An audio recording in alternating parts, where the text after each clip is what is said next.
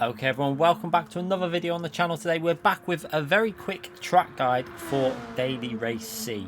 Driving at Sardegna A in reverse in Group 2. We're using the Nissan GTR for this lap guide. I think it's the best car for the track guide and also the race. So yeah, if you're doing time trial or the race, this is the car that you will probably be using. So this track is actually pretty enjoyable. It's got a really nice flow to it, especially in Group 2. The reverse layout is actually quite fun to drive, and the Daily Race C is actually really enjoyable. So I'm going to give you some pointers with regards to brake bias as well. Yes, a brake bias, we ran this on 0. I found that 0 brake bias was actually my preferred brake bias for getting the lap time out of it. You can run +1. It does seem slightly better in some situations, but 0 just seems more consistent for me. I tried -1 also, but 0 just seemed to be the way to go. Yeah, we're also going to give you some pointers, obviously, in the lines and some of the gear selections and some of the way we enter the corners and how aggressive you have to be, especially for time trial.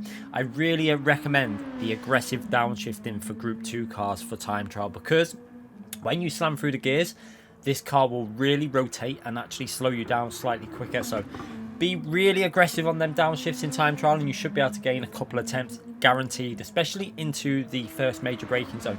If you really hammer them gears on the downshifting, you can slow the car down a good 10th earlier than what you can without. So let's start this track guide.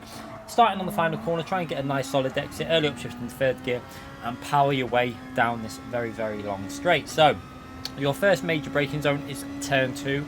You're not going to brake at all for turn 1. It's completely flat out. Just try and take a very smooth line through it. So what you're going to see is I actually put as minimal amount of input in the steering as possible. So you want to maintain 174 all the way through the corner. If you dip down to 173, you are losing a bit of speed. So into your first major braking zone, braking just short of that 100 board. That is the braking marker I use, making sure you brake a little bit before then. Watch how fast we go through the gears. You can see the revs bouncing off the limiter.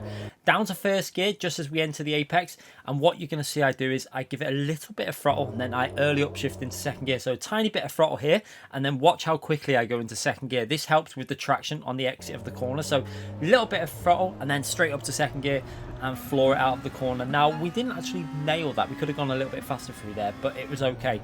Now into this right hand corner, and this is completely flat out. You're going to see I turn very early into this corner. I'm starting to turn well before the end of the curb there, and you're aiming to skim the barrier on the right hand side, almost hitting it there, completely flat out through there. You do not need to lift if you get it right, and then you're going to work your way through this completely flat out section into the next braking zone, which is a tricky one. I use this end of the orange and blue board as a reference for where your latest braking point pretty much is. You can see onto the brakes there, you can just see it on the left hand side, the end of the barrier there. And you have to be very quick on the downshifting again and keep the car to the left hand side of the track. The reason for this is because then that's going to help you with the rotation to the right hand side, and it's also going to give you better exit speed because you're going to be squaring the car off more. So into first gear, and then again as we come through here, you're going to see I go up into second gear as we get onto the power and onto the exit. So early upshift again into second gear, complete full power on the exit there, and powering our way down this flat out section again. So again, this is completely flat out, no need to lift through here. And again, this left hand corner, you're not going to be lifting through this corner either.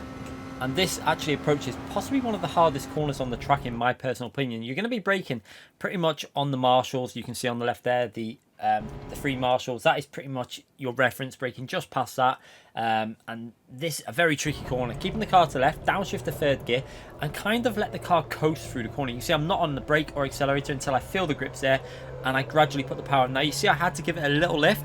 Didn't quite hook that up. Can gain definitely a 10th there, where I just got off the throttle a little bit too early. Got on the throttle maybe a bit too early and had to come off the throttle. Now we're braking dead in between the 100 and the 50 board. That is pretty much your spot on braking reference, right in the middle of them 2 boards, the 50 and 100. And this left-hander, you want to keep it nice and tight to apex and try and get the car rotating into this right-hander so you're squaring it off again.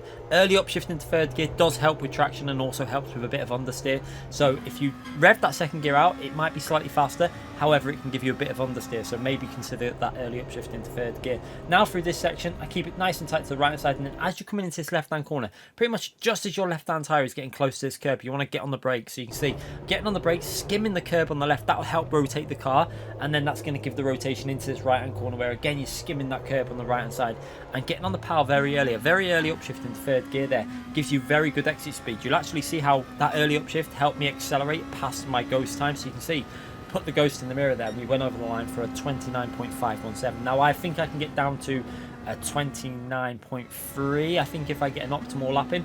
But let's take a look at this lap from the chase camera, and you're going to really see how extending the full width of the track, skimming the curbs on the apexes, really helps with the rotation of this car, and also the downshifting. Just watch how aggressively we downshift the car into these braking points, and that late first gear downshift, just as you get it, so aggressive down to second, then a bit of a wait, then first gear, and then back up to second on the exit.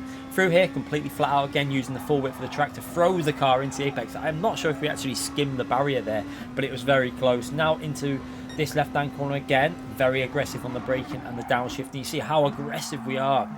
When you're like that, it does help rotate the car, especially in time trial. Now that will use your tyres up in the race, but yeah, for time trial, it's what I recommend doing. You're really going to find lap time by doing that. Now flat out through here, again, this is where you're going to see we made a slight little error. I think we could have been a little bit later maybe on the brakes and got the car rotated, and then a bit more patient on the front. You see I had to give it a little lift there on the exit, which kind of loses you a tiny bit on acceleration down into this next braking zone. But yeah, it wasn't a massive mistake, maybe like half a tenth or something there, but every little matters in this track. So yeah, with it being quite a short track and quite an easy track in my opinion, you're going to see a lot of very close times. You can already see it in the EU region, and now through here you can see that little skim on the apex rotates the car into this final section, and then that early upshift getting your way all the way down the straight now over the line, and a pretty solid 1 minute 29.5. So if you do enjoy these track guide videos, please subscribe to the channel, hit that like button, let me know in the comment section if it's helped you out, let me know how much you took off your lap time, and yeah, I do enjoy reading that. So yeah, I'll be back with more of these in the future and some more race videos. Thanks for watching everyone, see you all soon.